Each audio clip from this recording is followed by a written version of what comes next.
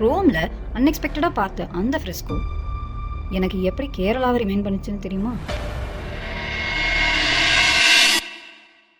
வழக்கமா Saint Peter's பசிலிகாவுக்கு எல்லாரும் போவாங்க. போற வழியில சாண்டா மரியா சர்ச்சை பார்க்க எனக்கு ஒரு வாய்ப்பு கிடைச்சது. அங்க ஒரு ஃப்ரெஸ்கோவை பார்த்தேன். ஃப்ரெஸ்கோங்கிறது அந்த காலத்துல இருந்த ஒரு வால் பெயிண்டிங் டெக்னிக். அது செயின்ட் அகாத்தா பத்தின ஒரு ஓவியம். அந்த ஸ்டோரிய சிம்பிளா சொல்லணும்னா, ஒரு ரோமன் ஆபீசரோட ப்ரப்போசலை அவங்க அக்செப்ட் பண்ணல. அந்த ஈகோவுல அவங்கள சித்திரவதை பண்ணியிருக்காங்க. அந்த பெயிண்டிங் தான் இது.